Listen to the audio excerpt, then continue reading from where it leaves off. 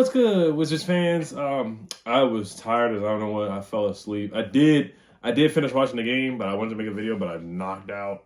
Long week for sure. But man, Wizards beat the Hawks 94-88 in the matchup with Alex Sarr versus Zachary Reese-Sachet. But honestly, the guy who stole the night was Bub Carrington, Carlton Carrington, man. He had an incredible night. He almost had a triple-double, messed around, almost had a triple-double. Shout out to Ice Cube. But to start the game off, like to show that he had no nerves, and he might have been nervous, his first summer league game, and it's normal to have nerves and be nervous, but he pulled up from three and knocked it down. That was super impressive. Like when you hit that first shot, like it just, the basket just opens up, the floodgates open up, and the confidence just opens up. So I love seeing him hit his first shot. Not only did he knock down shots, but he had 8 assists and 9 rebounds. Remember his first career game in college? He had a triple-double in his first career game in college. This guy's only 18 years old, coming out there playing confident like that. Just the pull-up shots, and then not to mention that, there was a lot of key moments like where he had the presence of mind where he was making hockey passes, nice passes to other guys that led into three-point shots. But he was controlling and commanding the offense coming off the pick and roll. Like we talk about in the pre-draft process or after drafting him, just look at the numbers off his pick and roll, how efficient he is coming off the pick and roll. And that certainly showed. There were guys that were going under the screen or not stepping up on the Hawks, and he made them pay for it. So this guy has a lot of potential, man. And I think, I know we have Brogdon, we have Jordan Poole, but he deserves to have 25 to 30 minutes this year. He needs to have 25 to 30 minutes for his developmental process. I mean, if he gets that, I feel like he can get votes for Rookie of the Year, make first team all rookie team. I know I'm jumping ahead of myself, and it's only one summer league game, but man, he played his behind off tonight, man. I'm gonna talk about Alex Sarr, of course, but I just want to talk about Bub because he stole the show, man. I mean, a plus 18 tonight. Look at some of the other stats. He had 19, 8 assists, 9 boards, shot 4 for 8 from the 3-point line, 5 for 6 from the free throw line. I remember the knock against him was he doesn't get to the free throw line a lot. It doesn't put a lot of pressure on the rim. He does a lot of pull-ups, floaters, just pull-ups, mid-range game. But no, he was getting to the basket and putting pressure on the defense too, man. And I love how he mixes it up and rebounds. Well, only 3 turnovers, a really good assist-to-turnover ratio out there too. This guy has the potential to really be a franchise player for this team or a really, really good piece for the rebuild. I mean, you look at the pass to Kyshawn George, where it's 81-79. Look at the highlights a little bit right now. 3 minutes left in the game, and Bub gives it to Sarr. Sarr throws it to Bub, and Bub passes out to Kyshawn George in the corner for the 3. 79-81. We go up 82-81. We never look back after that. We take over. Kyshawn George, he struggled a little bit in the first half, but he stepped up big time and started hitting shots in the second half. Had 7 points, which is cool. But Bub, man, he really stole the show tonight. And Kyshawn had a couple good big steals. He had 3 steals tonight. Talking about the pace. It was 87-85 when Bub hit that big shot with 1 minute and 27 seconds left to go, where he hits the step back. He doesn't step up. The big man for the Hawks doesn't step up, number 18. Bub takes it in, hits that step back, and it's 90-85. So Bub just looks so mature. Never was sped up, controlled the pace. Really was a floor general out there, man. And I love seeing that, especially in his first summer league game, man. That was just awesome to see, man. This guy is so mature and beyond his years. You listen to him talk in interviews, too. He's just a mature young man. So Bub stole the show, man. He looks like a potential legitimate, not going to say star just yet, but man, and Will Dog talked about Bub Carrington in the interview from Dorisburg. He said, quote, "It's wild that he is 18. He probably talked the most out of anybody at our training camp. He understands he's a coach's kid. He is just an everyday grinder. So for him to be 18 years old and be a leader like that and talk the most out of everybody at training camp coming in, when you got guys like, Eugene's 27, 28, Pat Baldwin's been in the league for 3 years. Johnny Davis has been in the league for 2 years. Or Pat Baldwin's been in the league for 2 years. So you guys get the point, man. Bub stole the show. He was the star of the show. He was the star of the show, man. He really was. He stole the show last night. Like I said, when he went out there and made that first 3 and knocked it down, I was like, yeah, he's got it, man. He's got it. Justin Champagnie played really well, too. He made a nice pass, spin move pass to Bub in the corner to knock it down to put it to 44-43. All right, let's talk about Alex Sarr. he kind of had a nondescript start, and the commentator said that too. Like he had 1 point in the first quarter or something like that, or 0 points. He had 0 points, 1 rebound, 1 assist, and 1 block or something like that, or 0 blocks. And I just want to see him be a little bit more aggressive. Now he had 12 points, 7 boards, and he hit that really nice step back three. He had a nice spin move, jumper. Like he's so smooth. And then transition, he had the layup where I felt like he could have dunked it on somebody, but he laid it up, which is fine. But actually, it's not fine. I want to see him just dunking on people. Johnny Davis, he missed Alex Sarr, where Alex on a transition where Johnny Davis got the and one, but it was a goaltend. But if he would have just dished it off to Alex Sarr, it would have been a dunk. It would have been a transition dunk where I feel like Johnny Davis should have just dished it off.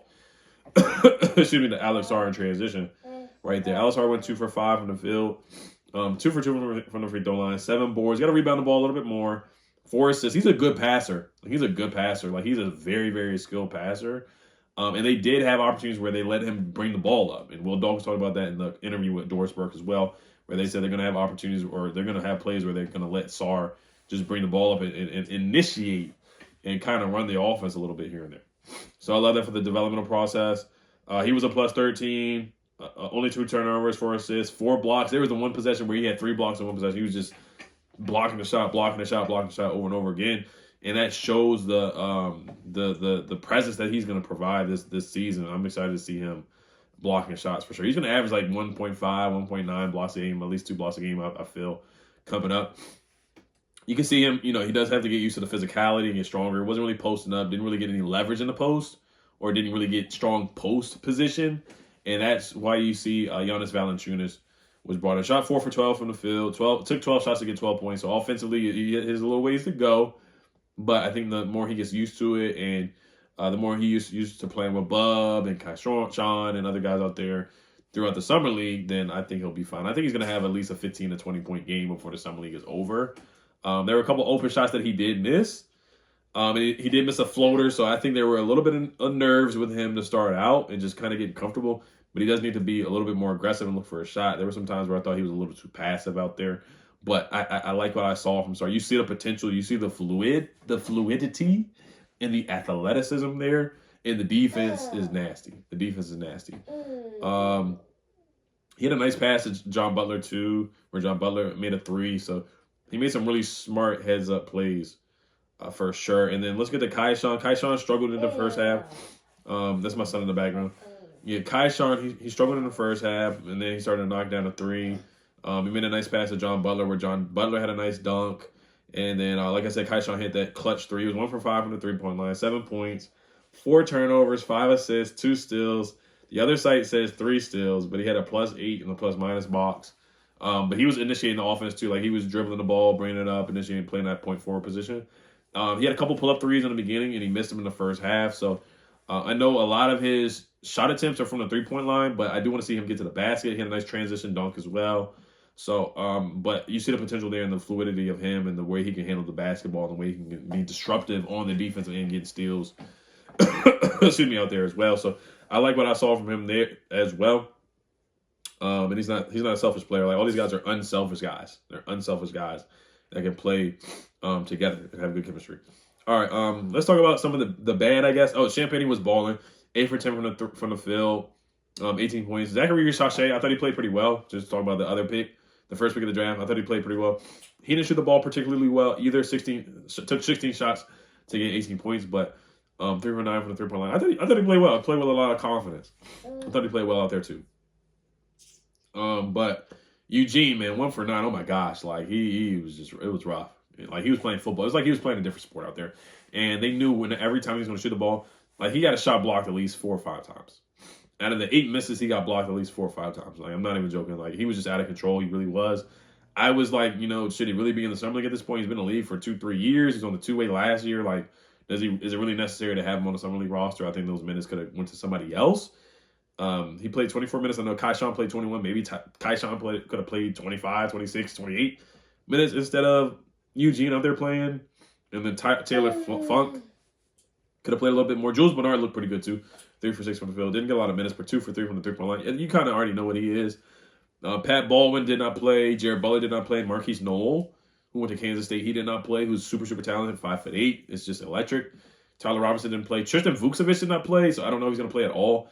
And then Eric Stevenson did not play. I do want to see Vucevic play a little bit. I think he needs to play and get some reps and just develop. So, but overall, the big three of rookies, or the trio of rookies looked really, really good tonight. The trio of first round draft picks, they all had really good moments tonight, and I like that a lot. They all had good moments for sure. Johnny Davis, let's not forget about Johnny. Johnny is out there surviving. He's trying to survive. He's trying to save his NBA career. So I get he's going to put up a lot of shots. He didn't even shoot the ball a lot. He shot 11 shots. He did airball towards the end. He airball twice. He did airball in the clutch as well, where he looked off Bub Carrington, if I'm not mistaken. But yeah, you can tell he's trying to survive. He's trying to save his NBA career, and this is it for him, man. This is it. Really is. This really is for him. I don't see any playing time or any direction or avenue or lane for him for playing time this year, especially with Bub, Jordan Poole, Michael Brogdon, Jared Butler. And then you got Corey, who probably will be traded. Sadiq Bey is injured.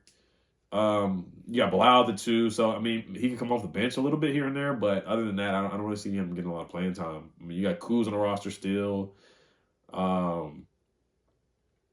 don't think the roster, but yeah, I mean, like I don't see like a avenue for him or a lot of room for him to get playing time. Unfortunately, to be honest, I'm gonna pull up the depth chart real quick just to see like where he could get playing time. But personally, I don't see it really. Right now, Johnny, he's fourth. He's fourth on the depth chart at the point guard spot on ESPN, but he's really a shooting guard, so he's really like behind Jordan Poole, Corey Kispert, and Bilal, the two guard. Really behind Jordan Poole, Bilal, and Corey Kispert, so he's like he's the fourth guy on the depth chart, to be honest, or at least third. Now we don't really have a backup for Kyle Kuzma, but I'm gonna stick to the game here. But I thought the and one was good, even though he should have dished it to Alex Sarr. I do like some of the aggressiveness. He's 1 for 4 from the 3-point line, which is not great, 25%. He was +5, 12 points. 6 boards. He rebounds the ball well. He's a good rebounder. That's one thing I will give him. He's a good rebounder. He's a good physical rebounder. You can tell where he played football. 1 assist, 1 turnover. But, yeah, the air balls were not good, and just some of the tunnel vision was not good. But I get it. He has to score because he's not only playing for the team, but he's playing for his life in the NBA, his career in the NBA right now. So, but that's about it, man. Good win for sure. Good win against the Hawks, who have some good players like Reece Shea. I think that's Kyshawn Wallace's brother, Keaton Wallace. E.J. Liddell is good too. Dylan Winder was good. He had a couple good moments. Mohamed Gaye had a good game. And we put out the win, undefeated, 94-88 win. And Bub looked like Bub stole the show. Bub stole the show, man. Bub stole the show. He looked darn good. So, all right, you guys, let me know what you guys think. Hail to the Wizards. Peace. And Alex, sorry, I just want to see him be more aggressive. That's all. Just be more aggressive and take over. It's going to take some time. But we play the Rockets next. We play the Rockets next with Reed Shepherd. So that will be a good matchup for Bub against Reed. And, number 2 pick against the number 3 pick of the draft. So, all right, guys. Hail to the Wizards. Wizards get the dub, even though Summer League. Peace.